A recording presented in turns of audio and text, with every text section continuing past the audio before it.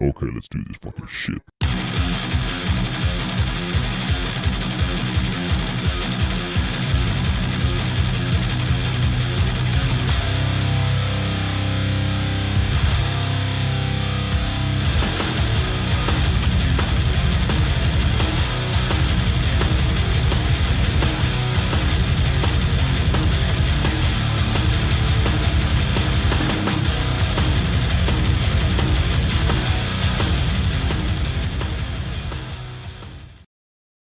To another episode of Sitting Ringside.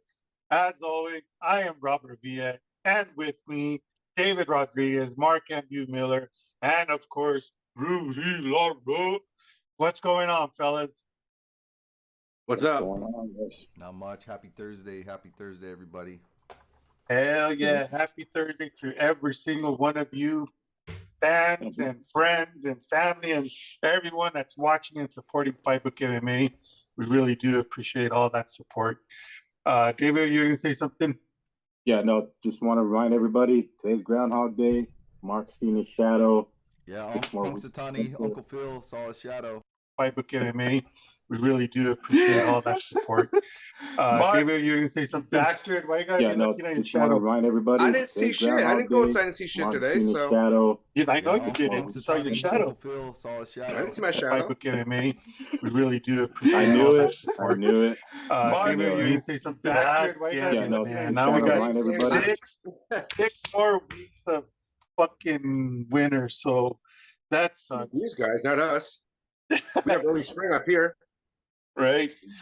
Before we get started, we will not have a guest tonight. Unfortunately, something came up, but we are working on hopefully getting them on the 16th. If our guest, David, does not confirm for the 16th, so you just got to let me know. That way I can let Mr. Joe Martinez, if he can jump on the 16th. So before we get started, like always, shout out to HKA USA. Go to hkausa.com. Show your support to them as they show a lot of support to us. Click our merchandise tab and buy some gear. You can get this hat, the hat that David's wearing, and the sweater that he's wearing. Just go over there and buy some shit. Shout outs to our partners, all the promotions that we work really close with. Shout outs to them.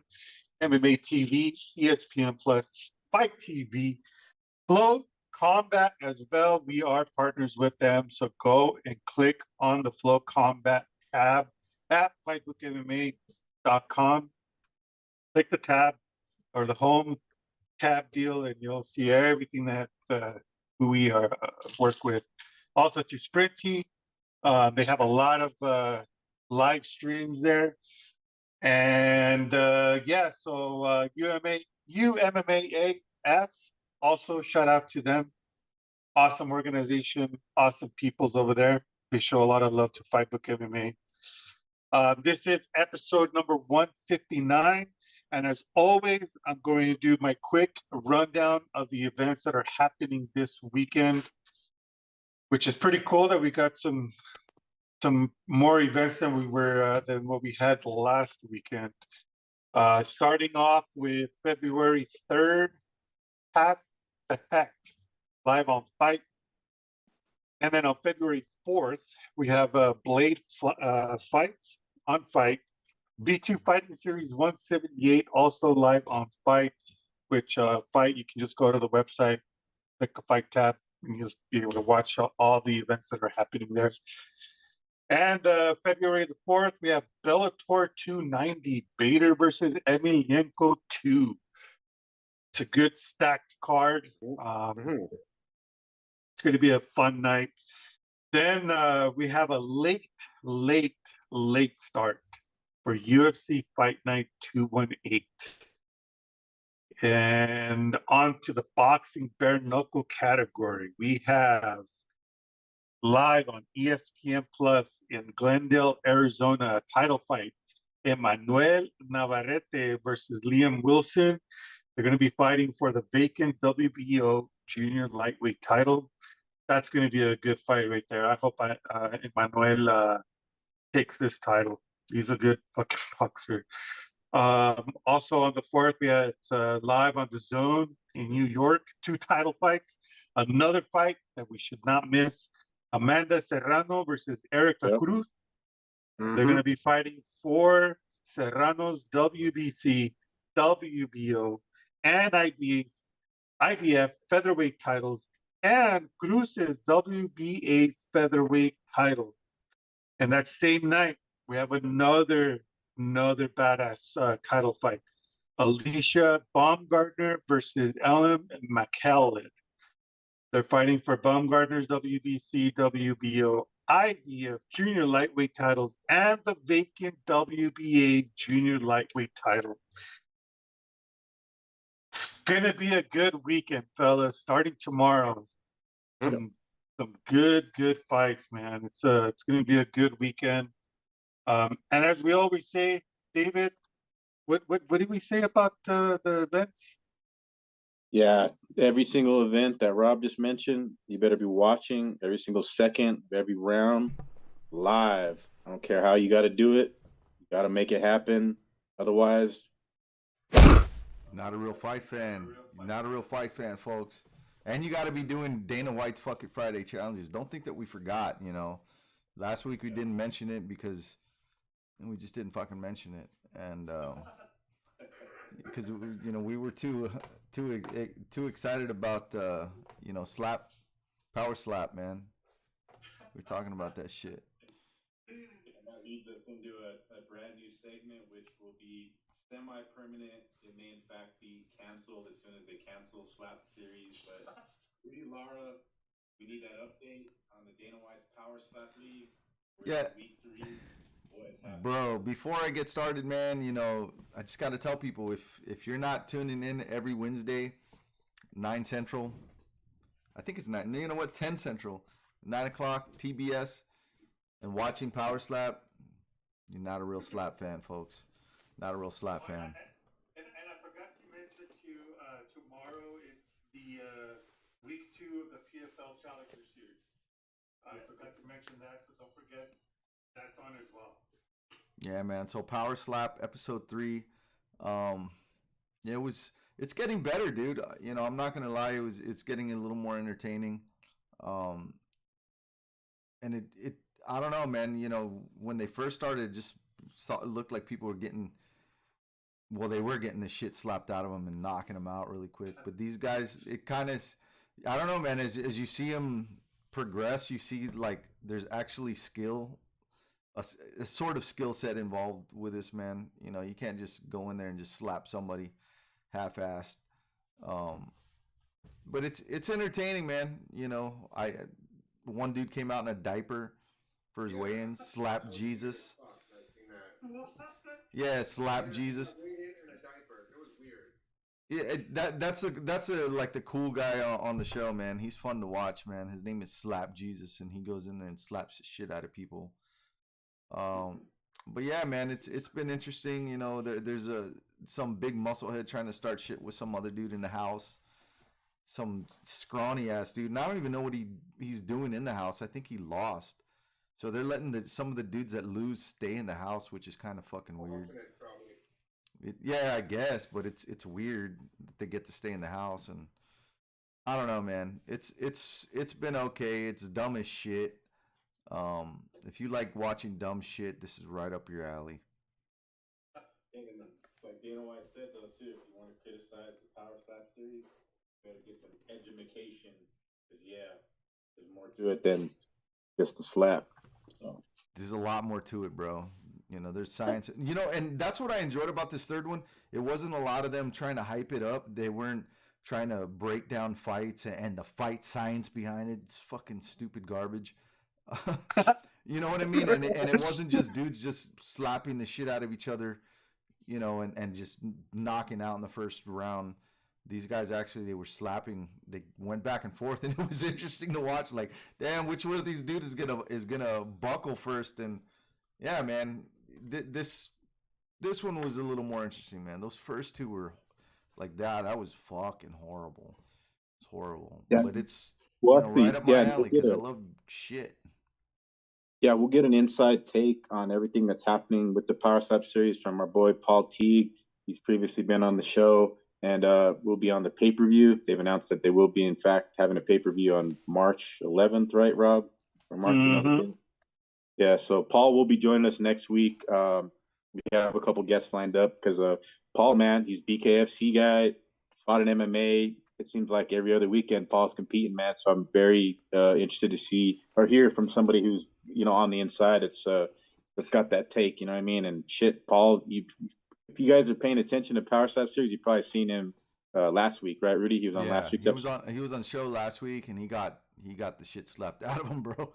You know, and that was a shame. I was excited to see him, bro. I was like, hell yeah, Paul, man. We've had him on the show before, and then he just got smacked, bro. And that it goes to show, you know, that whoever gets that coin toss, man, they have a huge advantage. And they even talked about that on the show yesterday, which is 100% true. It's a huge advantage, man, to go first. But I don't know, man. I don't care what the haters say. You know, I think Power Slap is here to stay. If they weren't, dude, if Dana White isn't doing it, somebody else is gonna fucking do it. He's just gonna do it better, you know. I'm not saying you got to be a fan of it. I don't even say you even got to watch it. You don't even have to like it, bro. You know what I'm saying? But don't talk. I've seen people talk shit about it, like if they've been watching it, you know. And then I've heard them try to break it down as if they've watched it. And I was like, that didn't happen. That's bullshit. This dude's fucking lying. He's fucking grifting, telling people some shit happened that didn't happen. You're not even watching it. How can you be fair if you haven't even experienced it? You haven't watched it. You're just fucking judging it. You don't like it. I guess, man. I don't know, man. I'm not gonna judge something that harshly if I've never seen it. And that's why we go to our man Rudy Lara here, producer at hand, because Rudy's been watching, been paying attention. Because if you don't, and you're like those motherfuckers that are acting like they're watching, like, why would you do that? And at the same time, not a real Splat fan. Bro, and I'm not saying I love it. It's entertaining. I mean, there's nothing else to do on a Wednesday. Wednesday night, you know, it's fun. It's I gather the family around and we watch people slap the shit out of each other. It's fun. That's what cracks me up. I gather the family. My baby's here. My daughter's between me and my wife. Get the popcorn ready. Yeah, bro. We're just watching people slap the shit out of each other. And my daughter, she saw it. Boom! So all them dudes just get clocked in, and she's like, Ow! I was like, yeah, baby, don't hit people like that. That No. hurts.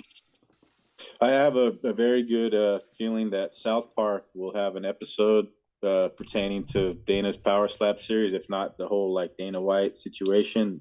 You know, South Park, they're always on Yeah. the forefront and Mhm. calling everybody out and going after everybody. So, South Park, we're waiting on that.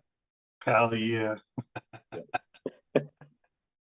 But Oh my God. But that will indeed be a segment on the show. Rudy will continue to give you updates on the Yep. Rudy Slap series. And if you listen to the show, watch the show, if you get into it, you love it, jump in the comments, let us know.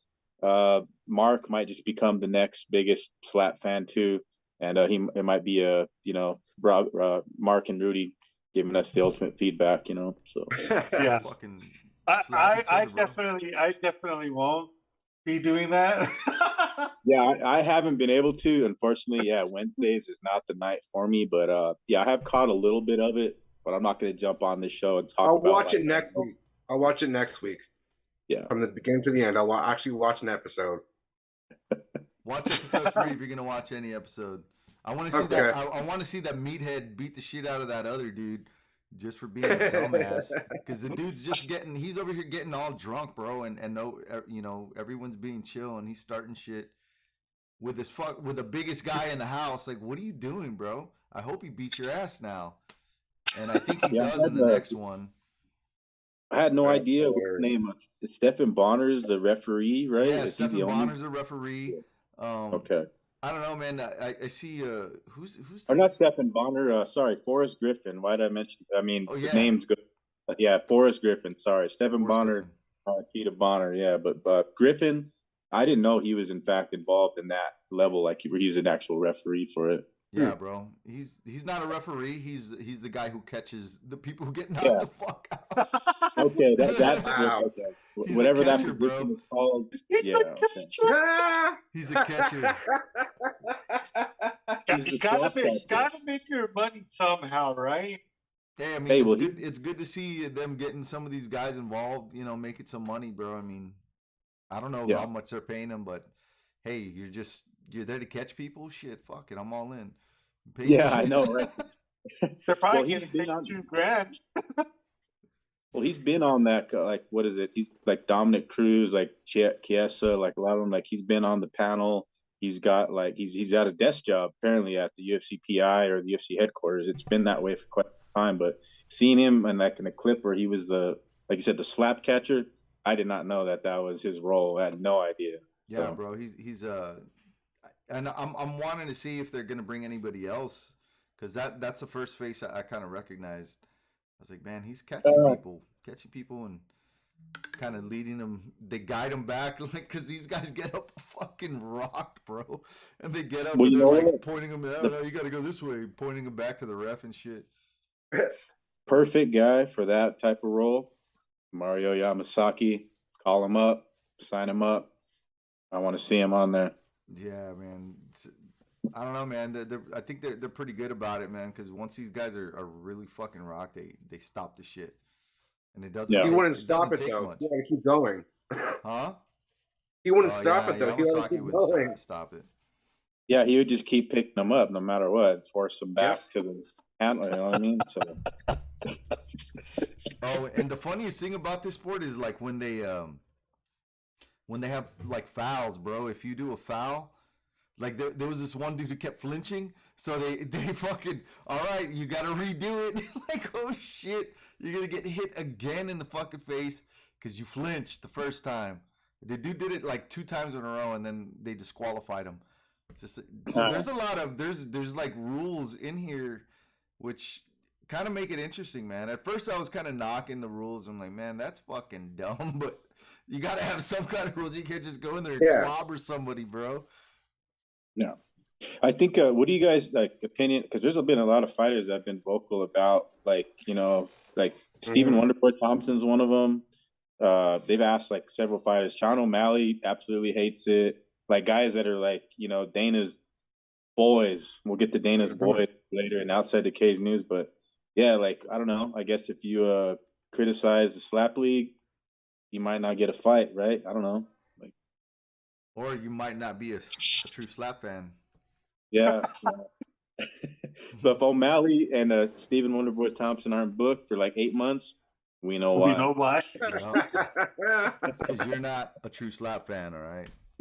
Yeah. So, but yeah, it's been the hot topic lately. Journalists, of course, we talked about it on previous episodes, but now it's fighters. It's like the question to be asked, and lately it's been a lot of high-profile guys, like guys that are right there on the cusp of being champions. Speaking of Sean O'Malley, you know what I mean? So, but yeah. I want to ask But John the- Jones what he thinks about it. Yeah, well, that's another $1 million question. So, but if you're a journalist for the UFC, you don't ask any of those type of questions because, yeah, Dana White just owns you and you have no backbone. Fuck So, that shit, bro. I'd be asking those tough questions. Like, Yeah, hey, did you hit the- how, like on a scale of 1 to 10, Dana, how hard would you say you slapped your wife? I think Matt Brown was pretty vocal recently too about the like Endeavor, like the people that own the UFC, and how there was no punishment for Dana White. I mean, it's coming from all different angles, and a lot of people just forgot about it. They're just like, "Here's John Jones and gone. Forget about it all, right?" Yeah. Get Rudy. That was a good one, right? On a scale of 1 Hey, to 10, Dana, how hard would you The say way you slapped your said wife? it. The way you said it, though, you're all. All serious. In Dana's response, he'd be like, "Well, Mr. Lara, what do you think? What do you think would No, be he'd be on like- the scale?" He'd be looking around like, who let this goofball in here, huh? You been snorting cocaine in the back with Della Goofball? Della Cokehead? Fuck out of here. Okay. And to answer your question, it was a 7. Could have Yeah. went 10. I could have went 10, but I held. If she hit me Yeah. back, I would have gone full 10. So if you were a real journalist that's allowed as MMA media, yeah, I dare you to ask that. Well, it's already too late now, but still, like, yeah, that was probably the perfect question to be asked. Thanks to our producer Rudy Lara. Yes. And it's probably a question that, he probably wouldn't avoid. He'd probably laugh at it. Like, that's pretty Yeah. fucking funny. That's a good Yeah, one. exactly. Yeah, that might be the way He you probably invite you on the VIP table for the next time. Seriously. That's fucking funny. You got some balls, man. Like, sign this motherfucker up. Let's let him at every event. Oh my god.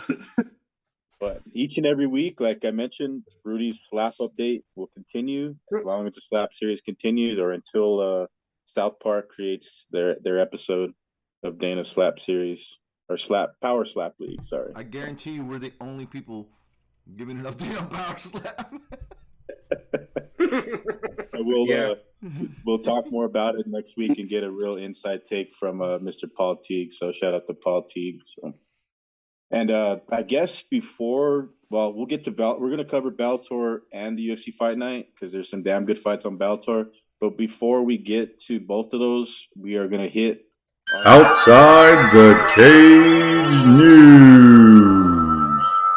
It's that time of the week again. Outside the cage news, sometimes, always, maybe, more than likely, more interesting than what's happening inside the cage. But man, there's quite a few topics I want to hit. Starting with, we're speaking of journalists who are controversial and that ask the questions that don't want to be asked. Apparently, Ariel Helwani and Joe Rogan are going at it. And we talked about it last. Ariel Helwani, like playing the heel role, like he's talking mad shit. Going after Joe Rogan, saying he's Dana's boy, and like all this shit's happening with Ariel. Is Ariel going too far, guys? Like, is he he had that angle on Dana, you know what I mean? He kind of won, and then he lost all the momentum, and now he's beefing with Rogan. So, what? Man, I don't think he's going too far. He hasn't pushed the boundaries yet, damn it. See, and pushing the boundaries for Ariel, it could have been years ago. Like we said, we always needed this type of I always said that the MMA media has not been the same since they banned Luke Thomas and Ariel. But now Joe Rogan's kind of in a weird place too, because I in fact believe that like Joe, I don't know what side he's on. He is, of course, in the good graces of Dana White, longstanding, that's their guy. But I think he's probably been replaced by Paul Felder. Like, right? When have we seen Rogan lately? It's Paul Felder out there. So I think he's Yeah. gonna be there for the John Jones fight, though. Yeah, Jones just think does the he's that does fight. the high profile shit, man. I don't think he really wants to do a lot of events. Yeah, He's got his own thing, you know. Rogan- He's got his own. He does comedy. Mhm. He's got his show. Podcast, he's got a the lot of show. shit going on, you know. So I don't think he really gives a crap about it. Well, Yeah. Rogan did say that he's only going to commentate for the United States or the USA pay-per-views, Right. and that's it. yeah, He ain't Yeah, going to he be wasn't in Brazil. traveling. He's No, not going to no do more the fight traveling. nights. He ain't doing none of that shit. Only the USA-based pay-per-views, and that's it. I mean, I wonder how long or much longer we got Rogan though. I don't think it's for much longer because I in fact listened to his podcast recently with Paul Felder. They hit a lot of great topics like pertaining to just fights, and you know what I mean. And Paul Felder, definitely a student of the game. You know, he is in fact one of those guys that like you know he's chiseled in. He's going to be calling the fights for a long time. You know what I mean. If Rogan stepped away, Paul's the guy. They even talked about it on the show. So. Well, that's cool. Paul's real charismatic, bro. And I like Paul. I like Yeah. Paul as a commentator. Yeah. Hopefully he does get a fight. Like I don't know if he's done. He may in fact come back. But yeah, as a commentator role, I do like Paul. But like I said, he's been that guy. Like even down in Brazil, where I thought Joe Rogan would not have missed that whoever Teixeira Mile Hill fight. But like you said, Rob, I know Rogan is really tight with just like the big high profile cards, but it's been very limited. Even like last year leading into 2023, we didn't see a whole lot of Joe Rogan. Yep. But Ariel though, heel Ariel versus the world, right? Jeez. yeah, he's been listening to too much Drake, bro. Oh my God, He thinks he's hard. Yeah, he's been Drake is going not out. hard. I'm not going there. Fuck this. Yeah, he is. Have you ever seen that episode of him in Degrassi High? Yes, I know. Trust me. But I think The the school team that more, was on that show, so I know he's a little Jimmy. Fucking Jimmy. Just get. Oh man, when he got shot, I actually kind of cheered. He was a dick. He was. His character was a bit of a dick. Sorry, But he- but he was. but heel Ariel is going to continue, and I guess You know who's I don't being know. a heel? Speaking of heel commentators, fucking DC Daniel Cormier, bro. Yeah. He won't Yeah. leave Derek Lewis alone, man. Poor Derek Lewis. that's right. Yep. You know, saying that he'll never be in the in the top again. That ship has sailed and passed him. You know what Derek Lewis said about that? He said, "I guess that's what you got to say when you got high cholesterol." I love that guy, man. He's hilarious. For media day, yeah, I did hear that clip it though. But yeah, you know, that's a perfect response from Derek Lewis. But it's not out of the ordinary for DC to go in on any particular fighter. But a guy like Derek Lewis, he fought Derek, you know, for the heavyweight title in Madison Square Garden, and that was like at the peak of Derek Lewis just knocking people dead. And DC went in there and put him away in like what, under 2 rounds, I think. So, But I Yep. think DC's right, man. You know, maybe that lights a fire under Derek Lewis's Yeah. ass, man.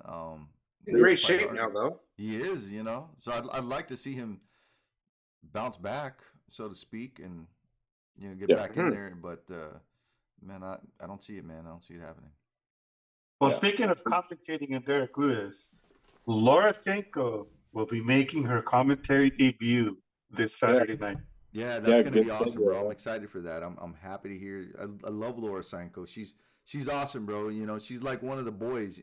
You know, when you hear her talking and breaking shit down, she does a great job. You know, and She does. she's fun to look at. yeah, and she's competed, you know what I mean? So she Yeah. knows the game, trains consistently. And then, yeah, like you said, Rudy, she's part of the crew. It was just a matter of time. It probably could have happened a lot sooner than this weekend, but yeah, I'm looking forward to it. Put her Bro, on a you paper. ever seen like the pre-fight events where she's just shooting the shit with DC and all the guys, man? Like she's just pounding beers, bro. I'm like, what the Yeah. fuck? She's awesome. Yeah, no, I have seen that. Yeah, because behind the scenes, even like what was it, during like the Usman Covington, like all that cut up stuff that they do. Yeah. Or doing series with Tuivasa. Yeah. And She's awesome, man. I like her, man. I'm glad, happy to see that it's her, you know, being the Mhm. first female commentator. That's awesome, dude. Yeah. Yeah, And her and you know goal- what? It's funny that you know that you guys and us are supporting it, and then you see in these other chats or other groups that are like dogging on her. When I shared that article that she was going to make a debut, everybody, including our boy Tommy D, was like, they're like, oh my god, really boring. I'm like, Tommy D. I think that's awesome, bro. It's exciting, you know, Yeah. to have a different perspective, man, a different voice in there. yep. And I don't know, man. I enjoy hearing her talk. She's not annoying, you know. There's some women that I definitely would not want to hear ever. Who is that? There's one, dude. There's this one. I forget her name, dude. Bryant. Her last name is Bryant. She's so Karen Bryant. Karen Bryant. She's Oh, fucking yeah. annoying, bro. I can't No. stand her, No. dude. I can't No. stand her. So if she would have been the first one, I wouldn't watch that. I would understand that reaction and be like, fuck that. She's fucking annoying. She's annoying. She doesn't know shit. She's like Stephen A. Smith, you know, announcing a UFC. Like, fuck that. I don't want to see that. I don't want to Fuck, see I that can't shit. stand that Borisenko, motherfucker. perfect, dude. That's a gift from the MMA gods. hmm And eventually hopefully she does a pay-per-view, you know what I mean? Because this weekend, I mean, the card in its entirety on paper, it's not all that. I don't know. We'll get to it in a little bit. It You would know what I have to mean? be a card where it's like a female champion, like a Nunez Shevchenko belt. They'd have the first, you know, title like that, and have Sanko. Well, that moving is out. happening soon. That is the Yeah. John Jones. Exactly, bro. That would be cool, man. That would be cool. But moving on to outside the cage news, we have new rules. If you want to be a real UFCer, a real fight fan, you better be drinking that Prime, because Logan Paul and the UFC have signed a deal, and Prime is the official sports drink. And the great Logan Paul, the GOAT of wrestling, boxing, and MMA, he's part of the crew now. Dana White's good graces. Who would have thought? I would have never Who thought, would have dude. thought? I was like, man, for a guy who talked all this shit about Logan and Jake Paul, you know, he sure took them in under his wing pretty quickly. Get some money. Money means something. But it's kind of fucked up at the same time too, because like, what if Logan Paul, like, yeah, he does want to compete in MMA and fight in the UFC, but he's still going to be allowed to be in WWE, which he's a pretty big star. He still could go box. Like, why aren't all the fighters allowed to go fucking box and go to WWE? Nope. You know, I would have seen Dana White teaming up with another person who hits women, Andrew Tate, right before I would have seen him join up with the Paul brothers. Yeah. I'm just kidding. That's fucked up. I don't know if they hit. That's just a rumor. That's But dark. I think the response from Logan's brother Jake was perfect in what he said. Hope the money is shared to the fighters, you know, with Prime and that, but probably not. You know what I mean? Probably not. But yeah, that's the perfect response from Jake. And kind of interesting though. I don't know. In 2023, we could see Logan fight for the UFC and You Jake. know what? Rumor has it, dude. And I got to bust out the perimeters for this one, bro, because legend has it that the money from that is going towards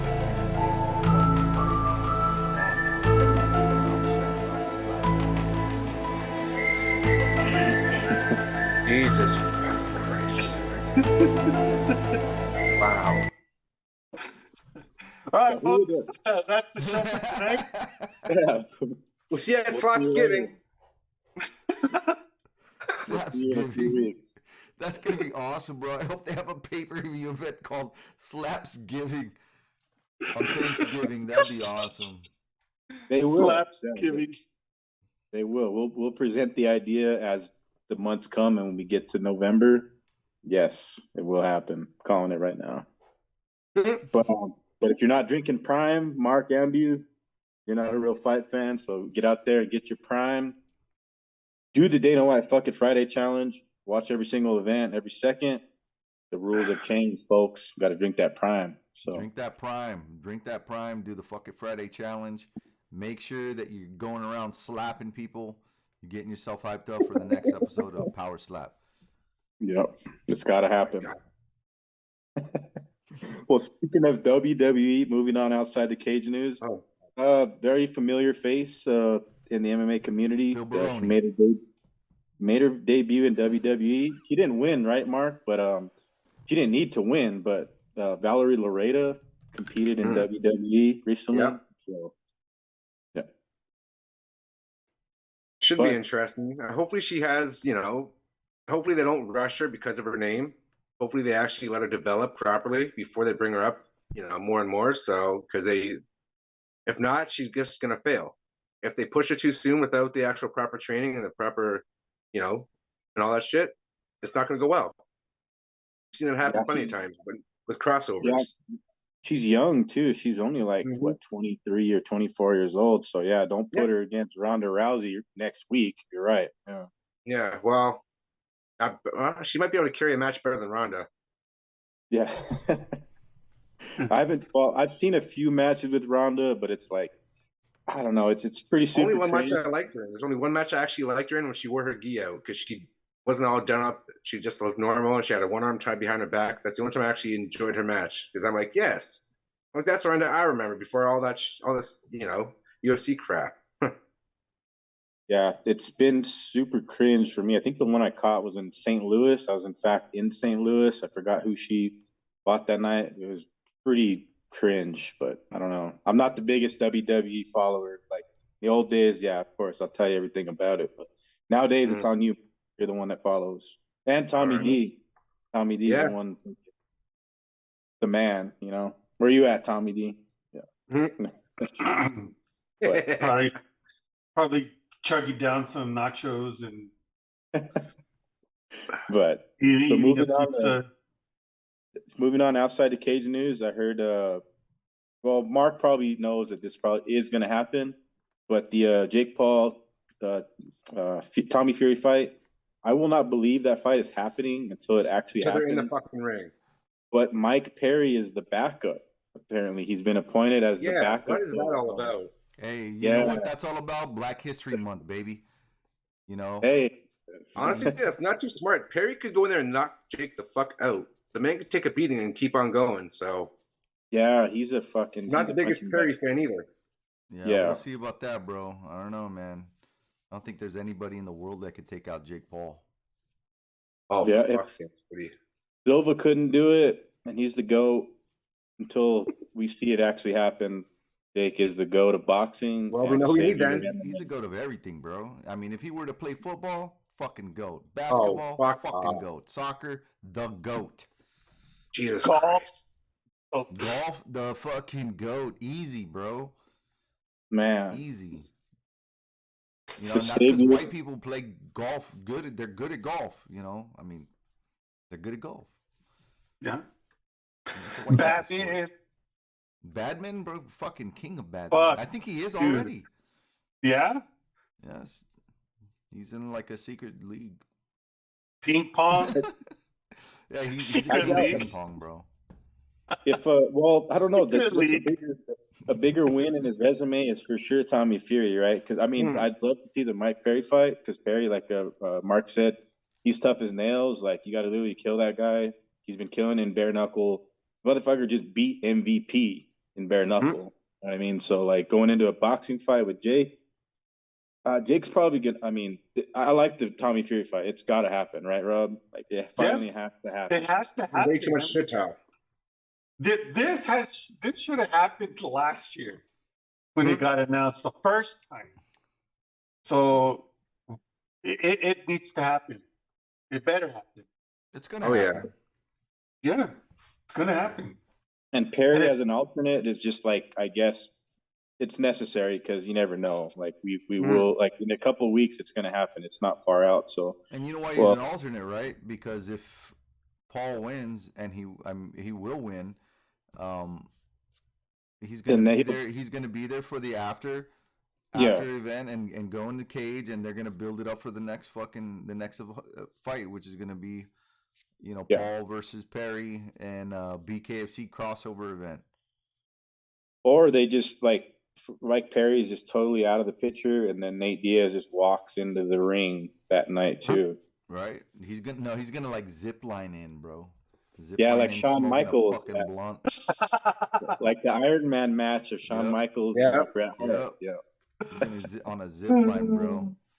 yeah. And then a I would- fucking steel cage comes down Hell Yeah, yeah, yeah. dude. with know that- mankind on top. Yeah, his brother's gonna be Mankind with, instead of an urn, he's gonna have a bong. No, the entire arena. Undertaker. The entire arena goes black, and then all of a sudden there's like 80 different like Diaz Army guys in the ring, and then it just goes. You know what I mean? And then the fight's official after that. Fuck yeah, bro. Yeah, there you go. Whoever promotion is in charge of that Jake Paul fight, there's an idea for you. We just gave you an idea.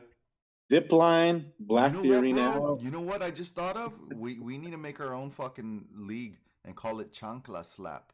And it just be like fucking Mexican moms going in there and like competing, slapping the Oh, shit out they're- of each other with chanclas. They're dead accurate, Rudy, too. So the accuracy would be Oh, like, For real. That's why it's not. It doesn't even have to be like, close quarter combat. It could be like, fucking challenges where they fucking throwing across a fucking field. They're gonna hit you. the chancla toss. Yeah. The fucking moving targets and shit. Boom. That would be more entertaining than power slap, to be honest. Right? Chancla slap, dude. I 100% would be down with that shit. Yeah, because no matter how, you got to somehow get as close as you can to the target, and if they happen to get close enough to you, then you get that fucking chancla right to the face. You know For what I mean? real, bro. Cain Velasquez could be a coach Yeah. and have his mom on there. Well, that segues into our next topic. Oh my Speaking of God. Velasquez, he's back at AKA. He's training with the boys. It's good to see Kane back in there, handing down that knowledge, man. And fuck, man, he's still facing, trial, and I don't know how long that's going to play out. But I did see that he was back at AKA, and yeah, man, fucking, he was doing the lucha libre thing, and probably going to continue to do like appearances for that. But did you guys catch that those clips of him in the gym? I did not, but I'm sure he looks great. I'm sure his back is pretty healed up. So yeah, but I haven't seen any of the clips. But yeah, Kane, I don't know. Get him in the slap series before it's out. Let him slap the shit out of everybody. Fuck yeah. Oh bro. my God, dude. Chancla Could you slap. imagine? Book Could you it. imagine having Kane, Brock Lesnar in a fucking slap Ngannou. and No, I always said Ngannou? Derek Holy Lewis would win. shit. Yeah. Oh, I Derek think they asked Derek Lewis about that, and he's like, "Man, put me up in that shit. I'll slap the shit out of everyone." I was like, "Yeah, I want to see Derek Lewis in that." Yeah. When they start getting like celebrities involved, which I think like may in fact happen, this is like a slight pyramid take, but I think later down the road there will be for sure like celebrities and like random fucking YouTubers, influencers. That's when it'll be fun as hell, dude. I want to Yeah, see they like want to- celebrities yeah. slap the shit out of each other, bro. Celebrity If the beef, numbers settle start- it like yeah. that. I want to see it like that because you guys can't fight for dick. Might as well see you slap the shit out of each other, right? Yeah. I mean, if the numbers keep tanking and if that pay-per-view tanks, the only angle I think they could do is probably just pull celebrities or have fucking Ariel Hawani against fucking Brett Okamoto or whatever. You know what I mean? Have But MMA media. And, really, what is a definition of tank? What's the definition Well- of tank? Less than 100K views. less than like 500K. Yeah.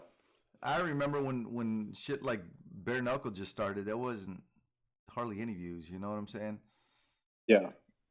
And people were just gonna watch this because they hate it and they want to see it fail. But little do they know, you watching it to see it fail is going to give them views. Increase the rating. But I I'm gonna think watch it, bro. I like it. I enjoy it. It's fun. the ultimate plot twist to do, or if it does fail, is just Dana himself. I said it before, just stepping in there and fucking slapping the shit out of somebody and challenging somebody. The man himself, the boss, steps in and saves. Then everybody's interested, right? Right? If you lose a fight and you're on the chopping block, you have to face Dana White's slap. If you can take it, then they'll re-sign you 3 more fights. Yeah. Or Dana versus De La Hoya, the fucking final finale. Oh, I dude. made a bet with Dana that if Power Slap fails, he's gonna have to chop his fingers off on live UFC 287 pay per view. Well, we're getting close, so Chop, chop, motherfucker. but we talked about Cain Velasquez. We're going to keep it in the NorCal area. Heard talks about Luke Rockhold possibly signing to Bellator. Heard Scott Coker talk about it. Yeah. They're tight. The San Jose connection up there. Do you guys think Luke Rockhold fights in Bellator? Like, who the hell is he fighting in Bellator? I think so. Probably Machida and yeah, Musashi. yeah. Rockhold is definitely gonna be. He's gonna be in attendance tomorrow, so I'm pretty sure they're gonna try to announce something. Yeah, I think so. Yeah, because you're right, Machida. It's like those old timer fights in Bellator that they love to book. They love to get guys like this. So, and Luke probably would be in a better place, like mentally, hopefully physically. He's got injuries that have been lingering, but may in fact just come back rejuvenated in Bellator and have some exciting fights, right, Mark? They'll give him like a 4-fight contract, dude. At least. It would be smart of him to go to Bellator because a lot of these ex-UFC fighters, high-profile UFC fighters that have gone to Bellator are actually making money. Yeah, he'll make They're actually buying houses cash, buying cars, paying off their bills, putting money aside. I mean, it's awesome to see that a lot of these fighters are tweeting and posting about their success with Bellator that they didn't even have when they were fighting in the UFC. Oh yeah. Well, even existing fighters that are like their top guys, like AJ McKee. What was that suit that in Ryzen? It cost like $250,000 for just the suit that he wore walking out in Ryzen. Like, there ain't no UFC fighters bragging about a $250,000 suit unless your name's McGregor, right? Yep. Yeah, bro. Yep. That's Or John sad, Jones. Man. That's kind of sad. Yeah. It is. It's very sad because the UFC is the #1 promotion. And you would think, being #1, you would want to pay your fighters very well to keep them on and keep them happy. No, they go to the #3, Bellator. PFL obviously is #2. So either one, you go to PFL or to Bellator, you're going to make money. Or even going to Brave. I mean, look at Jose Shorty Torres. He's very happy with Brave. Yeah, because it's a close call with Bellator and PFL. Because like going back on that Ryzen event, like that's a lot of like that was a big statement. Like that kind of goes to show you where like the talent is in the Bellator realm. And Ryzen, our boy John Dawson out there showed out. He's fought in the UFC. He's fought the top talent. You've seen Pitbull himself go out there, one of the top guys. AJ McKee went out there and started. What's his name? He only lost once in his career. So one of these days, man, like the UFC's got to, in fact, like do something like that. You know what I mean? Just to see like where they actually do stand. Because against Bellator, yeah, PFL, whatever. But the matchups like that are here and now, and sometimes they just never happen. You know what I mean? Like AJ McKee against the top guys at 55 in the UFC right now. You know, imagine that. The 45 division, right? 45 division of Bellator is not too bad. You know, the 35 division stack. So I don't know. It won't ever happen. It's a pipe dream, but still, like that Ryzen event, I rewatched it recently. Super legit. Yeah. I have to say, Bellator is #2. PFL might be the 3. Speaking of PFL, man, our boy Jorgen De Castro just signed a contract with them. He's gonna be fighting. He makes his debut April 7th. Hopefully, we're gonna try to get him on our show again, and talk to him about it, man. Yeah, we gotta reach out. And I think one thing the UFC has dropped the ball on, I know I seen the previews of it the other day. We talked about this movie dropping. Cocaine Bear. They need to somehow get John Jones some money for promoting the Cocaine Bear. Fuck yeah, bro. I can't wait to see it. Doesn't it come out this weekend? Yeah. But yeah, it does. Badass. I'm gonna go watch it. Like, how could they announce Jones and Gone without throwing in the Cocaine Bear promo? Oh my god. But to close out the outside the cage news topics, I don't know if you guys heard. We know it was controversial with Brandon Moreno and Davison Figueiredo. He had a broken orbital bone. Just had successful surgery. So call it what you want. Thumb to the eye. It actually was a punch. I don't know if he's going to be the same ever again. I don't know. Like that type of injury, there's been several fighters where hashtag Josh Koscheck. You're never the same again. Oh, you know? yeah, bro. Yeah, he was never the same again after that.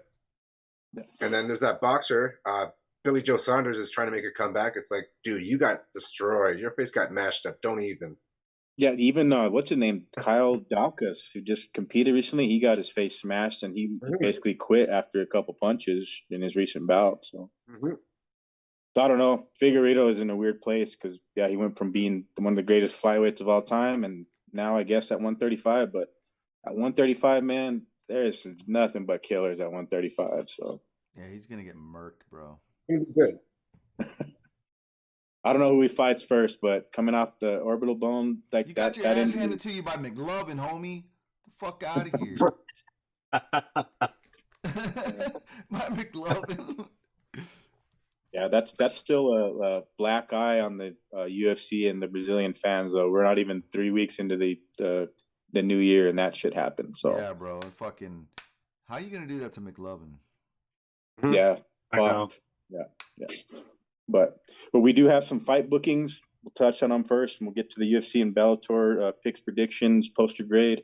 Starting with the biggest one, it happened, I believe, like last Friday after we did the show. Israel Adesanya and Alex Pereira. We were talking about it. We're saying that Pereira is supposed to fight somebody soon. You got to give Izzy the rematch, right? Or the quad rematch or quad. Yeah. You guys favor Adesanya in the quadrilogy? No, I don't. I think Pereira with a full fight camp, he's going to be a dangerous man in there, man. I feel sorry for Izzy. I really do. Is his best path to victory trying to like go for takedowns and try to like grapple and that with Izzy? I mean, with the player, or just come in there, doing what he does, stand up, be fast. What do you guys think? Like, I doubt he does go for takedowns, but he may in fact. Is he going for a takedown? No. Do you know how bad he's going to get hurt with the fucking flying knee? He telegraphs everything. So if he tries to go for a takedown against Pereira, fuck, bro. That's another person that's going to get another orbital surgery right there. Yeah, It'll be bad. It'll be bad. If Pereira comes in without that face paint and that whole getup, he loses, right, Rudy? I don't know, bro. That dude's stone cold killer, man. I ain't talking shit about that guy. He'll find you in your sleep, in your dreams, and fucking get you with that fucking bow and arrow that he goes around and kills shit with. Yeah. That guy's a killer, bro. You know, people were debating like who should be on the cover of the new UFC game, and people were giving all sorts of fucking names. McGregor, I'm not McGregor again. That's stupid. I was like, bro, the only name I didn't hear was Pereira. I was like, are you kidding me? This dude in the face paint should be the cover. If he's not on the cover of that game, he should at least be the fucking final boss. That guy is scary. Yeah, he is. Right? Yes. He'd be the final boss, bro. Fuck that. I see that guy coming, dude. You see that guy coming in a dark alley in the middle of the night. Fuck that. He's in the broad daylight, bro. You see a guy like that coming at you, you better fucking run. Yeah, does it like, because I know Izzy's probably one of the greatest middleweights to ever do it. He had one hell of a run next to Anderson Silva, you know, middleweight wise, but another loss to Pereira kind of puts him in that spot, man. You know what I mean? Like the way Pereira rose up, just came through MMA and just like, fuck it, I'm going to hunt you down and take the belt. And the way he did it was kind of crazy because he was down on the cards. Keep in mind, Izzy was up. But that's what people are going to argue. They're going to favor Izzy in the next fight. But he's a heavy favorite for the next fight, man, and rightfully so. I mean, I got Izzy winning that fight, but there's a huge chance that Izzy might beat himself. Because that's what I said in the last fight, dude. He just something about the weigh-ins told me that this guy just doesn't look. He looked kind of scared, man. He looked like you see his life flash before him. Like, fuck, he's seeing those knockouts again. He don't want to fucking. I think he needs to get in a good place mentally, bro. That was a lot of pressure for him to be fighting a dude that's punched his ticket twice, and in front on a big stage for his fucking belt. You know what I'm saying? He came to a different organization to come and take what you got. You know what I'm saying? And he fucking did it. And that's hard to get over mentally, bro. I don't know if he's gonna be able to do that. If anybody's gonna beat Izzy, it's gonna be himself, man. No way I see him losing to Pereira if he doesn't make mistakes. But if you make those mental mistakes, you're going to get caught just like you did that last time, bro, and it's not going to be pretty. Yeah. No, I'd love to see him reclaim the title. I really would. But what does it lead to?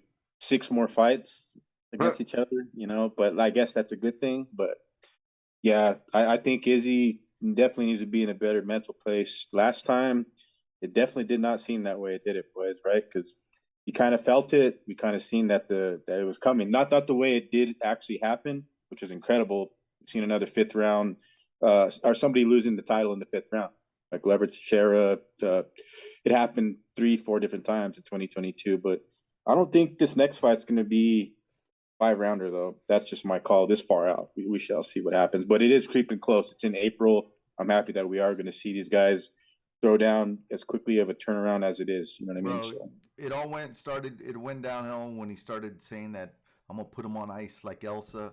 Bullshit. Yeah. What the fuck are you on, bro? Don't do that shit. Don't do that shit. Before the fight, after the fight, leading up to, don't do that shit. Don't say stupid shit like that, please, bro. That was just weird and awkward. Yeah, it was. Yeah, it was. If you don't look, I promise you this. If you don't bring up Disney references, we won't talk about your titty. Deal? I think Pereira, the reason he won is he was with that Elsa dressed up in Times Square. He took a picture. That willed him the victory alone. Just that. Yep. Oh my god. But no, there's another legit fight that was booked. I was kind of wondering what the hell was going on with Max Holloway, but Max Holloway does not step down from fighting top level guys, and he's now matched up to face Arnold Allen. Arnold Allen is That's gonna be a legit fight. And it's a headliner to watch. Yeah, because Max has never fought anybody that's not the top dude, and Arnold Allen wants to prove his keep and probably earn a title shot. Honestly, this is a title eliminator, right, Rudy? Yeah, for sure, bro. I think so, man. I think so. Yeah. When I saw that on my feed, I was like, "What the fuck?" That's why I had to share it. I had to share it in the chat, and I had to share it because that's just nuts. Because Arnold Allen isn't, he's not Paddy Pimblett, but man, the guy's 10-0 in the UFC. He just finished Calvin Kattar. He beats Max Holloway in any fashion. He gets the title shot, man. It's going to be a bloodbath for sure.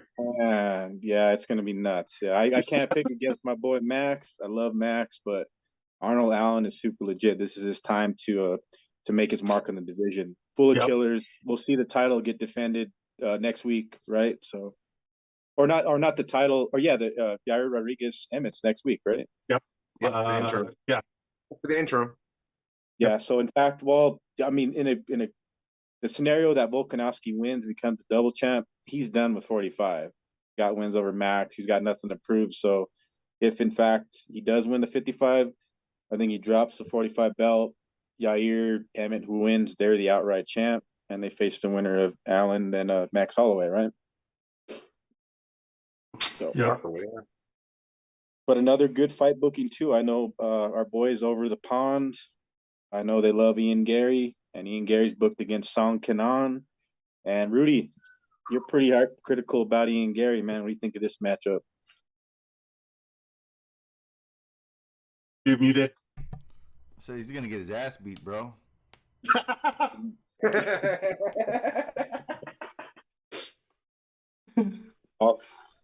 Our boys Scott McKinnon, Ross, Emmett, they're not going to be too happy with you in the chat.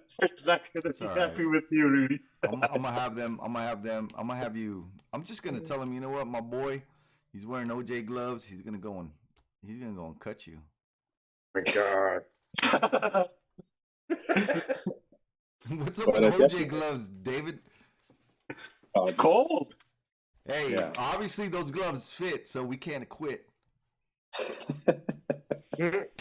Found the killer. Hey. We found Nicole's killer. We did. That was her name, right? Nicole. Nicole Yeah. Brown, right? Yeah. Nicole Simpson, or I don't know. Just Nicole Not Brown Nicole. Simpson. Not Nicole Kidman. Simpson. Nicole Brown Simpson. Yeah.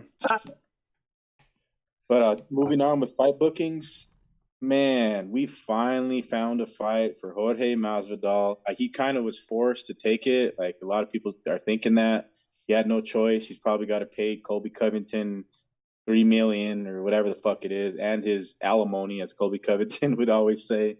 But he's fighting Gilbert Burns, who is calling everybody out, right? Gilbert Burns fucking wants to fight everybody. He has fought everybody. He's fought Chimaev. He's fought Usman. Nobody wants to fight this guy. Masvidal's fighting him. It's about damn time, right? Gilbert Burns is going to destroy Masvidal. We are going to see a murder. Because I mean, a lot of people think it's closer than that, Rob. They think Masvidal. I mean, look at his previous opponents, Colby, Usman. He has great takedown defense. That's usually Burns' bread and butter. But Burns threw down against Chimaev and did not fear that. I mean, that's the fight nobody wants. Like, I guarantee you, Masvidal, they probably offered that fight to him. He didn't want none of that shit. Apparently, the Covington Chimaev fight is supposedly like it's there. Like we're close, boys. I've heard. I don't know who's not signing the deal, but that is the only fight left to book. But Masvidal kind of forced to take this fight, and if he loses, I've heard he's going back to being a journeyman. Right? I don't know, man. I feel sorry for him. Let's talk about the fight poster, guys. Let's rate that fight poster. The Gilbert Burns versus Masvidal fight poster. I give this one's a solid fucking 10. It's amazing. Okay. There's more of those to come soon. Just wait on it. What do you think of that one, Roberto? It's awesome, right? UFSA. It's 8.5. No. That fight poster is bananas. Pure bananas. Look out for shitty fight posters everywhere and all over because they're coming hard. But we are moving on from outside the cage news, and we are transitioning to Bellator 290. Before we do, I don't know if y'all saw my article. Combate Global signs 19-year-old Angelo Pettis. Okay, that's right. Yeah. They signed the Pettis brothers' younger cousin, Angelo Pettis, to an exclusive multi-fight contract for Combate Global. That's fucking dope. What a great promotion for him to come up in too, because hell yeah, man. Yeah, so I'm looking at Combates. I mean, they put out like a lot of guys that are in the UFC now came from Combates, and there's like a lot of long-standing guys that moved to Fury, but there's always some action and some great talent there. And if you got the last name Pettis, you got the bullseye on your back, and they're probably going to give you the toughest guys they got. So he's going to shine if he does. Sink or swim in Combates for sure, man. Mm-hmm. Yeah, so I just have to throw that out there. Yep. But But yeah, back to Bellator 290. It is indeed the final fight for the great Fedor Emelianenko, Ryan Bader. Are you guys looking at the poster right now? I want to grade the poster. We're doing a Bellator impromptu poster grade. I'm trying to get it to pull up here. And Bellator, it'll be on CBS. It's taking Mhm. place in Los Angeles. It's at the It's in Inglewood, California, at the old Great Western Forum, former home of the Los Angeles Lakers. 14 MMA bouts booked, and yeah, man, when Bellator comes back, is in California, definitely they show out and have a great card, a stacked card, because there is some legit matchups on this card, right, Mark? Yeah, there's some good ones on here. I'm actually looking forward to quite a bit of them. You know, seeing Larkin back on the card, and Caldwell back. It's gonna be kind of fun. Yeah, you have him such buried on the. He's low on the card too. The Wolf Caldwell. I've always enjoyed watching him fight. Yeah, that's yeah. Looking at Tapology, quick sheet. That's a pretty legit poster, dude. I like it. Dude, I was Yeah. about to say that's a solid 10 right there, bro. Solid 10. Yeah, bro. it's legit, Hell yeah. Yeah, That is a that's dope poster. Yep. That's the way you put a poster together, right there. You know? That's like a movie poster. Yeah, yeah. It's legit. And it's I like it, nothing- man. Yeah, and it's nothing they overdid. They didn't like do too much to it, but we gotta. Yeah, they definitely made it happen for Fedor. I mean, it is the second time him and Bader fought, but like I said, it's his last fight, and it's Bader could play spoiler, right? Fuck, he's in a position where he could really kind of ruin the night. I guess you could say, right? That I've heard. That's how it happened the first time. You know, Yeah. it Yep. just it happened so fast. It just I could see it happening the same way, but the other way around. But it's highly unlikely. I think Bader starches him. Yeah. Yep. I think Fedor is gonna, retire with an L, but it's gonna be a hard fought L. And Bader's gonna be champ again. And I mean, who else can Bader fight?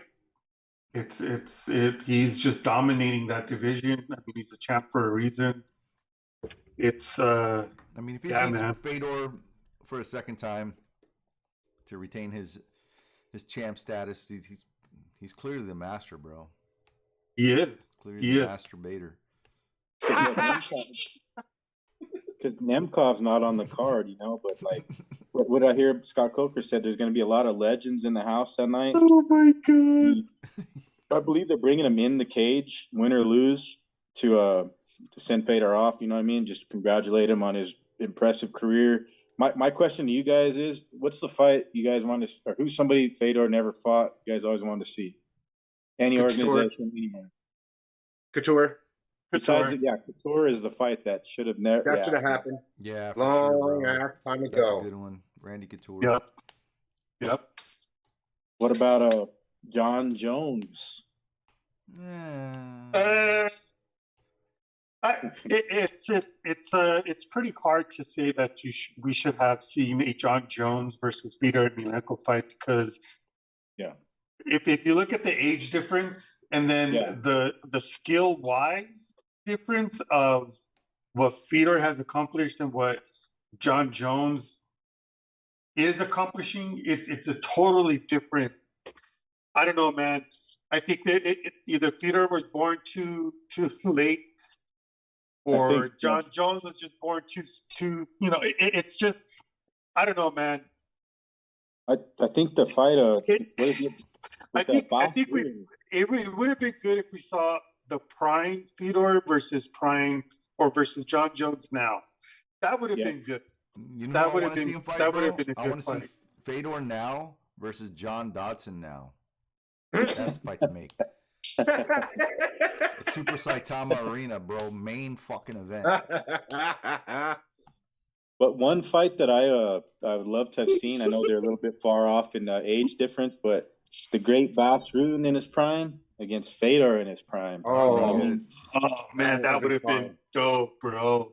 In Pride, that would have been in Pride. That would yeah, have been in fun to Pride watch. too, for sure. Yeah, but keep in mind though, Fedor's fights since 2017 have not. Well, 2015, they don't see a second round. I mean, that's just what goes. I mean, we're looking at Frank Mir, Chael Sonnen, and Vader. Like Rudy mentioned, Rampage, he was fat as fuck, but and Timothy Johnson, Bull Hurley, he starts him out too. So, but one fight that I'll always remember, I don't know why, was when Fedor fought Fabio Maldonado in Russia, and he was clearly KO cold like twice. They gave him smelling salts on his corner, and I think like Vladimir Putin was sitting cage side, and they're like, "Oh, no fucking way, Fedor ain't losing this night." You know what I mean? So stood back up, went in, and Fabio Maldonado, we know that guy. You could hit him with the fucking dump truck, and he ain't going out. But that night, he had Fedor dead to rights, and they did some illegal shit, and Fedor won. Yep. That was such bullshit. It was awesome. That's one fight I will never ever forget because I swear to God that was like. I'll never forget him swatting fucking Andrei Arlovsky out of the sky. Andrei Arlovsky went for like some flying knee, and Fedor just unloads on him, dude, when he's in midair. Bam! Just swats him out of the air like a fucking fly. Just dead, bro. Dude was dead. It was ugly. What was it? That was like the first Affliction event, wasn't it? I think so. I think so. Affliction. What the fuck? We're old. Only real fight fans know that shit. Only real fight fans know Only about the real that. fight fan would know about that shit, bro. Yeah. Yep. Did Emelianenko ever fight Crow Cop? No, I I think they fought Friday, didn't they? Or no, they did. Yeah, they did. They Yeah, did right. it, right? Okay. Yeah, Fedor beat him. Okay. Yeah, they fought, dude. Yeah, because he's like got the names on his resume. I mean, All right, who's who? Whatever happened to Mirko Crow Cop? That's what I want to know. You be I talking think to he's Crow? going back to TRT. he'll be there though on tomorrow night. They have, like I said, a lot of legends going to be there. Chuck, what's his Vanderlei. name? Mhm. Yeah, they gotta Boyce. have it. Vanderlei there. Yeah, all of them got to be there. Yeah. Oh, so he suffered from a stroke, bro, back in March 2019. Wow. So that's why he retired. I didn't know that. That's crazy. Yeah. Yeah, he retired, man. But it is Fedor's last ride, and the co-main event is pretty interesting. Johnny Emblin against Anatoly Tokov, the middleweight championship. So, yeah, the top half of this card is pretty dope. But if you're a real fight fan, you're going to be interested in Henry Corrales Henry OK Corrales.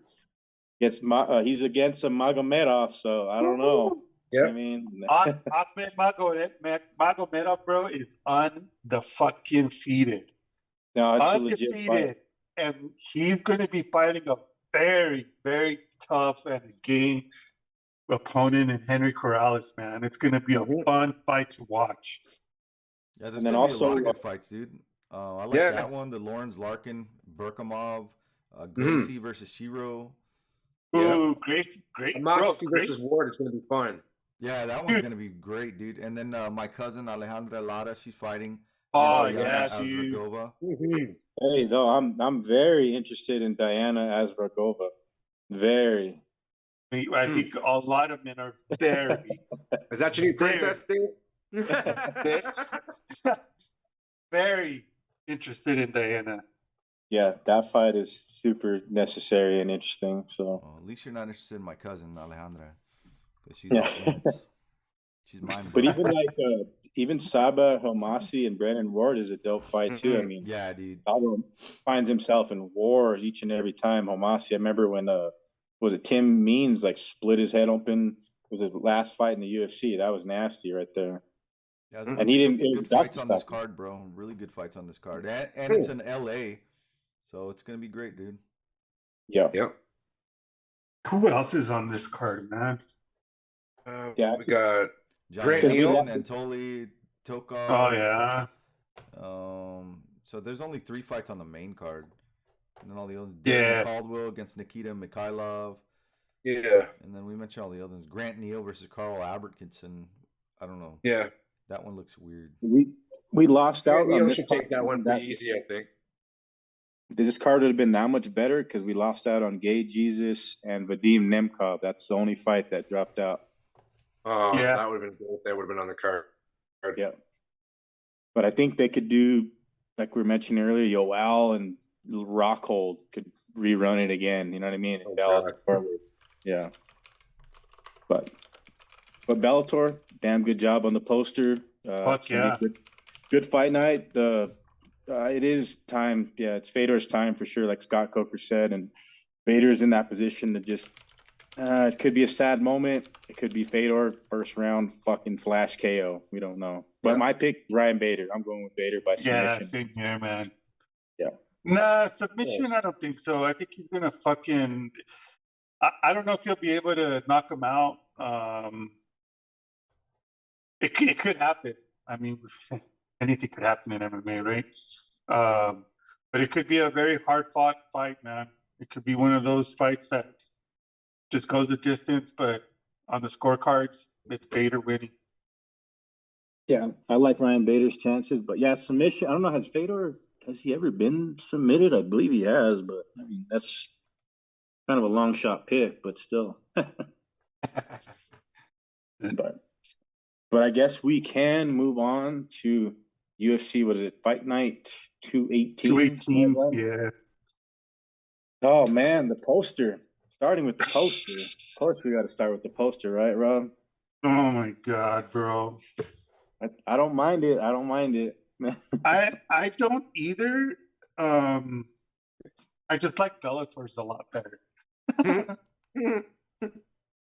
Yeah, I mean, it's not the greatest. It just It's looks it's a little boring. It I looks don't know about the lazy. whole. I don't know about the whole squiggly lines and the versus and just that. I don't know what they're trying to get at with this poster. I don't get it. I don't understand it. And then the UFC Fight Nights covering part of Lewis's head.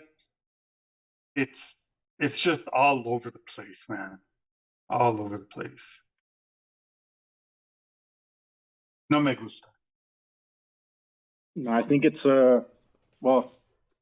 it's a fight night card for real fight fans, right? Because a lot of these names that are on this card, you got to be a real fucking fight fan and know who these guys are. But it's on paper, we got 12 MMA bouts. Poster wise, I'm gonna give it a 7, guys. I'm gonna give my solid grade of a 7. I like it. I don't mind it. Yep. Holy shit. Yeah, Savage. they're trying. The UFC's trying, so I'm giving them credit this week. Not But me. yeah, I'm gonna give it a solid 5. I'm gonna give it a 6. Yeah. Well, it's a 6.5. There has to be a week where I actually grade it higher than y'all, so this is the week. So Yeah, it is. Congratulations, UFC poster makers. Mark this day on your calendars. 2/2/23. Get to the Yes. Michael Jordan Day. Yep. Day. Yep. But And there is just a reminder, this card does start fucking late. Yep. we It don't know starts why, at but 10 p.m. Well, it's because of the road to UFC. They have those fights, and because they're from Japan, Yeah, Korea, there's a lot of dudes from Asia over there, man. from China, Asia Korea, fighting Indonesia. here, so they want their families and friends to be able to watch them fight. So when they're fighting at whatever fucking time, 11, 12, midnight, it's like daytime for them over there. So Yeah. that road to UFC, that's the whole reason why this fight card or this fight night's going to start so late, is because of that. 9 It's p.m. not- Central Time. That's the prelims. The main card starts at 12 a.m. Central Time. So 12 Yep. a.m. Central Time. So you're looking at, let's see, what, 1, 2, Probably- 3, 4, 5 fights to the end. So you're looking at maybe what, 2:30, 3 o'clock ish for the. I main- say about 4 o'clock in the morning it's going to Nah, finish. Not even, bro. Each fight is like 30 minutes, 30 an hour, 2 hours, 2.5, 3 hours. So Yeah. you're looking at the event finishing around 2:30, 3 a.m. 3 a.m. And I'm gonna So if watch you're it not up- for sure. And you know why? Because I'm a real fight Because fan. we are real fight fans. Fuck yeah, dude. Yeah, if you're not up watching every single second, tweeting, getting your tweets posted on the UFC, and Or joining the Facebook group doing the Rudy Large who you got. yeah, Fuck that's you. goddamn. You're not a real fight fan. Fuck you. If you're not drinking a fucking can of wine, you ain't a real fight fan. Yeah, you need to take a selfie with the fights behind you, Yeah, drinking that prime and You gotta tweeting prove- about it. You got to prove that you're watching it. it's one of those nights, folks. But yeah, have you guys? I want to mention before we make our picks on the card. I don't know if we'll do the whole card. Have you guys Nah, seen? we only got time for the main card, man. Okay, well, have you guys seen Sadiq Yusuf's what do you call it? Parody pick'em rundown? Have you guys seen it? No. Oh, okay. It's the greatest ever. I would say we need to do a show where we run through the card just like he does, because it's kind of like stuff that we say occasionally, like what Rudy, it like I'll send you guys a link, but it's definitely legit, and we need more of that. And Sadiq Yusuf, you're a badass for doing that, because yeah, it's fucking hilarious. Okay, now I got to watch it, and then we got to get Sadiq on the show.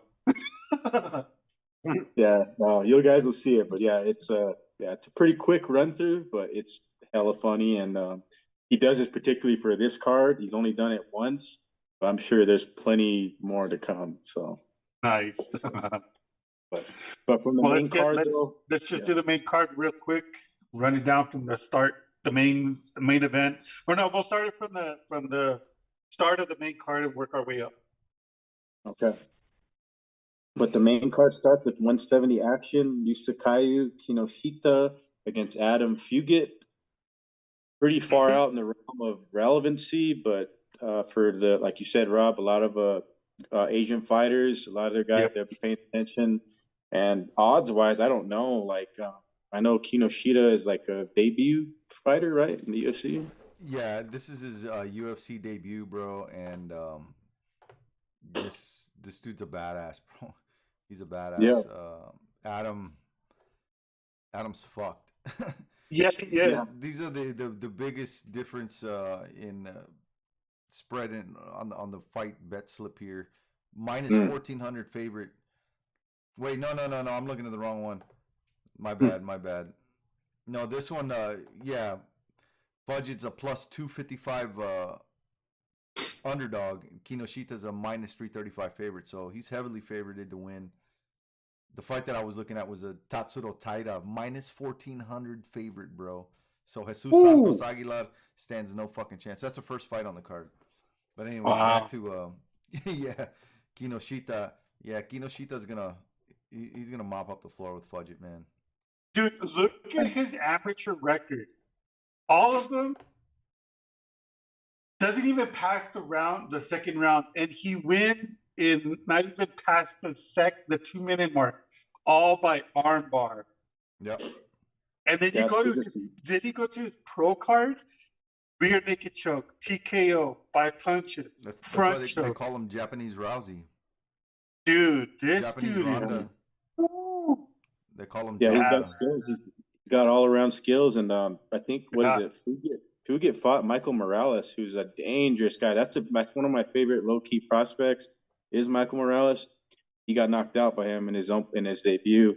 But like you said, Rob, the resume, that's dangerous, man. Like this is a necessary fight for the kicking off the main card for damn Hell sure. yeah. Especially for the fans that live out in Japan, they're probably going to be watching for sure this fighter, because obviously the resume that he has, he only has one loss. Yep. And he's from Japan. He's starting the main card. He's the first fight of the main card. So, it's pretty badass that he's on this card, man. Yep. And the next fight is a guy we're familiar with, Duho Choi, who's fought. Oh my God. Him and Cub Swanson. Didn't that fight go into the Hall of Fame, right? Recently. Yeah. And then, dude. Kyle Nelson, the Mark, that's your Canadian brother there. But I don't know. These are great action fights to kick off this main card, though. It's gonna be a good fight, that one. It's far out in relevancy as far as ranking, because these guys are way the fuck out there. As far as Duho Choi, still has a great record, 14-4. Nelson, not so shabby, 13-5. But odds wise, though, Rudy, what does the fight look like? The odds for this fight, Duho Choi's a minus 200 favorite, plus 167 underdog for Kyle Nelson. Duho Choi, this is a do or die for him, man.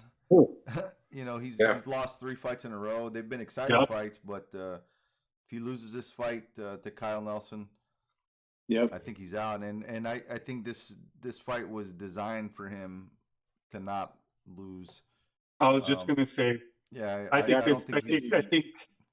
Yeah, very inactive. I don't think he's gonna lose this fight, man. I mean, Kyle Nelson, he's on a 2-fight loss streak. He loses this one, he's very well on the. I think this is a pink slip fight. Whoever loses this fight is they're gonna get the pink slip. The more exciting fighter is definitely Duho Choi. So, Hell yeah. Yeah, I don't think Nelson stands a chance, man. They Choi fucks him up for sure. Yep. Fuck the Canadian. Oh. Yeah. Oh, Fuck you. No, Choi's been inactive for like 3-4 years. He hasn't fought a whole lot. Nelson's not super impressive. He's got some losses recently. So Rudy's correct. Loser leaves town. Possibly both. Even if somebody wins, they probably are cut. This is the last fight of their deal, So Don't sleep on Nelson, guys. He might surprise you. He's been working his ass off in this, like in the most recent training camp. So don't sleep on him, guys.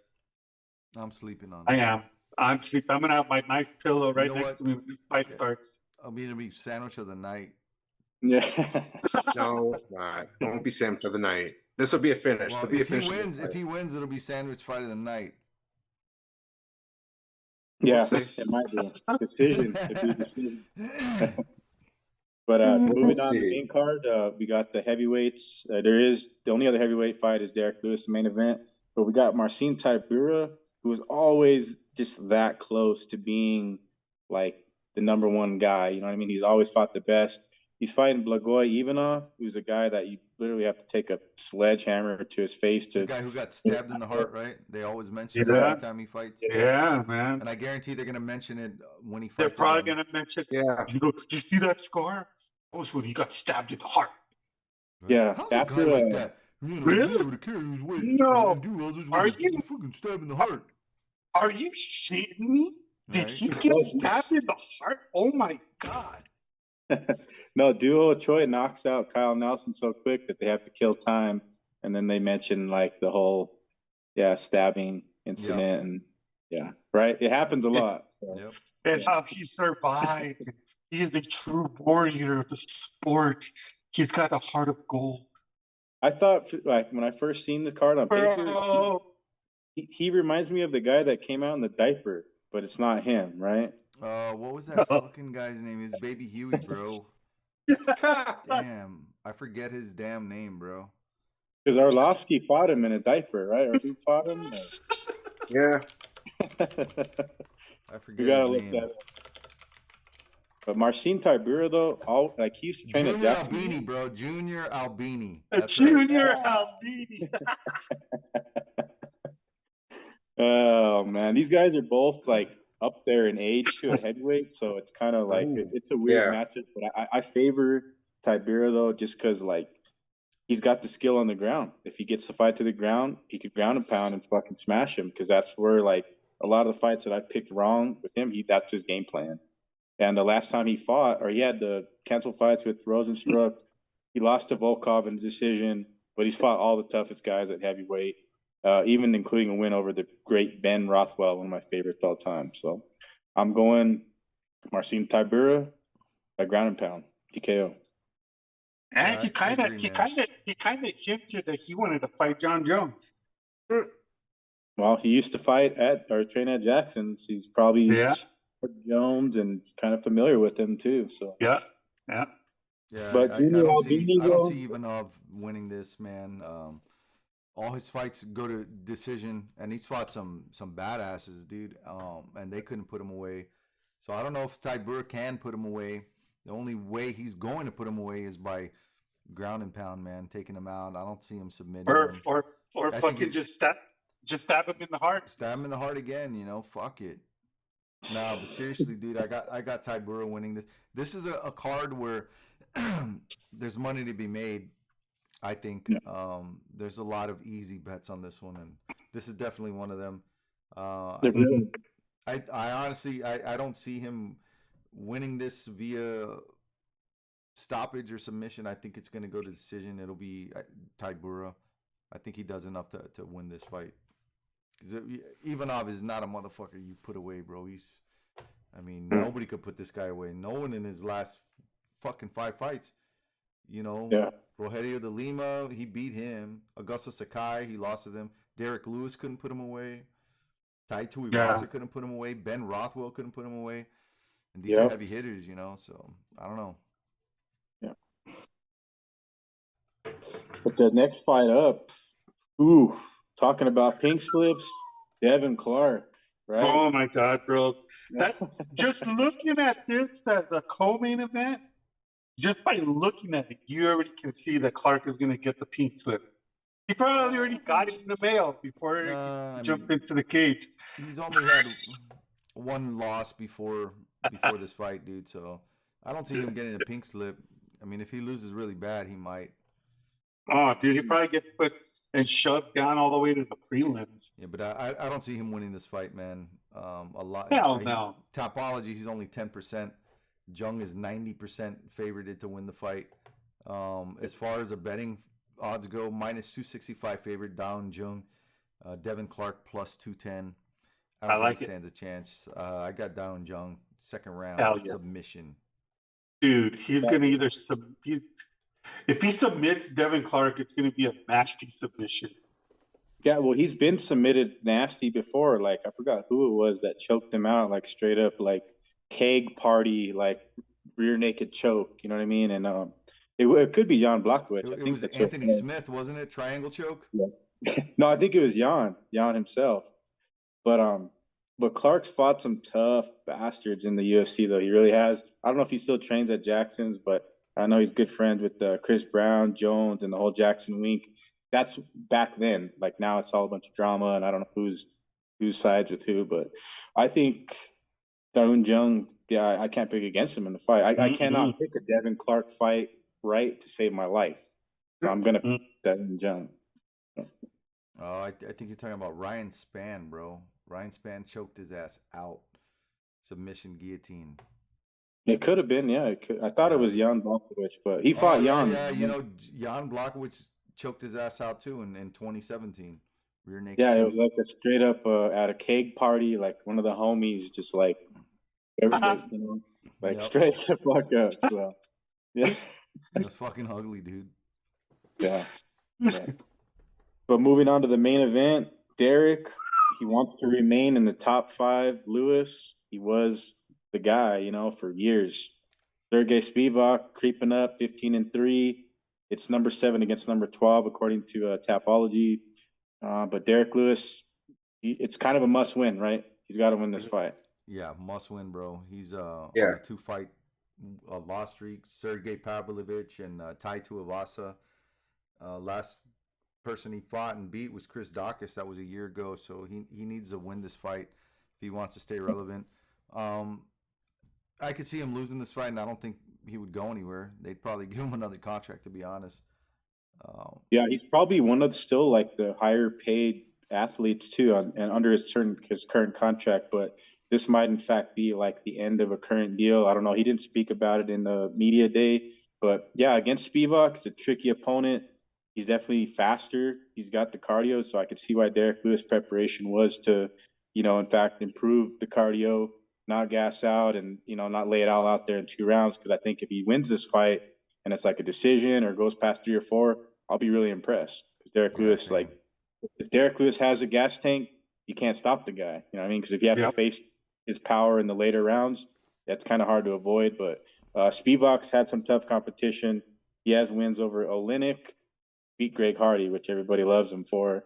He lost to Tom Aspinall, which that was one of the real big moments in Tom Aspinall's rise to becoming one of the top guys, which he still is. But yeah, man, I don't know. It's a tricky fight. I'm gonna pick Spivak. Like at some weird point, like 3rd or 4th round, he hurts him and puts Derek Lewis away.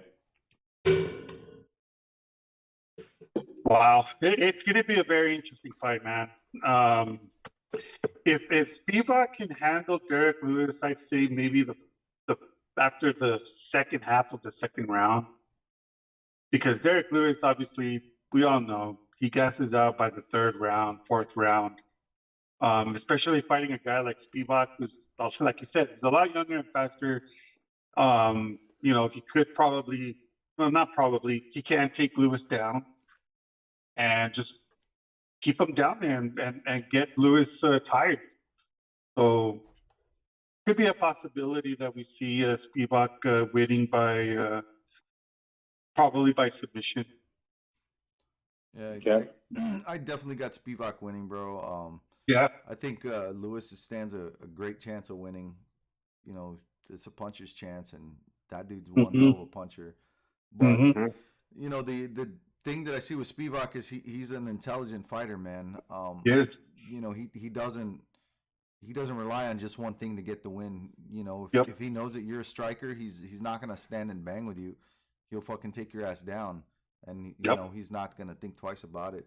And the guys that Derek Lewis has beat didn't do that. You know, like Chris Dawkins, Curtis Blades. You know, they're not. Out of all people, Curtis Blades not taking him down. That's what I'm saying. He's not a smart. He wasn't a smart fighter. You know, he was just. You know, overreacting. He didn't do what he should have done. And Sergey Spivak, he's gonna do what he needs to be done. He's gonna go in there, take him down, wear him down, and take him out, dude. It's. You know, I think he's going to end up taking him down, probably TKO third round, bro. And see, the game plan is in place, too, both guys, because it's been a previous bout that got canceled from 3-4 months ago. Yep. Derek, of course, improving the conditioning, which he's going to need in this fight. It may, in fact, go 5 rounds. It may go that route. It could be a snoozer. Very well could be a fucking sandwich of the night right here. But I'm going to go Spivak, though. Like, I agree with you guys. The ground and pound, he takes him down. But if Lewis happens to get on top, man, nobody really gets up. We haven't seen it from Lewis in a while because he's a knockout artist. You know what I mean? And that Curtis Blades fight, yeah, he caught him with that uppercut. Bro, I hope the Black Beast knocks this dude unconscious so we can get some Black Beast fucking amazing footage at the end, post-fight interviews. Dude, that's why people love him, bro. They love to hear him talk. They love to hear him, cut shit up. He's hilarious, bro. He's charismatic. He's a fun dude to watch, man. And I hope he wins, but I just don't see it happening. Yeah. I don't pick. They put Derek in Houston the last couple fights, which is it's not a good. I don't ever pick fighters like in their backyard. Derek not fighting there, fighting back in Vegas. It may be a good thing, But Spivak's a rising guy. He wants a big name under his belt. He can beat Lewis any way possible, even if it is by decision, which I think happens at some point, but not to the judges, not with these two guys. So Spivak for the win. Awesome. Well, guys, like I always say, time has caught up to us. It's going to be a good event starting tomorrow. Just go back. You can even look at Tapology. Shout outs to them as well. I mean, they have our news feed on their website, so shout outs to them. Tapology, always up to date on what fights are happening. So just check them out. It is going to be a heavy fight event this weekend. Like I said, starting tomorrow. So shout out to everybody that supports Fight Book MMA. And other than that, David, you know what to do. Yes, indeed. Another Thursday night with the amigos. We appreciate everybody that's watching and or listening. You better be watching all these fights, every round, every single second, drinking that prime. Otherwise, you know what's up. But we'll be back next Thursday, same time, same place. This is episode 159, 160 next week. We'll see y'all then. For myself, Dave Rodriguez, Berto Villa, the boss, Mark Ambu up north, Rudy Lara, producer down south. This is Sitting Ringside. Enjoy the fights this weekend. We'll catch y'all next week. Peace.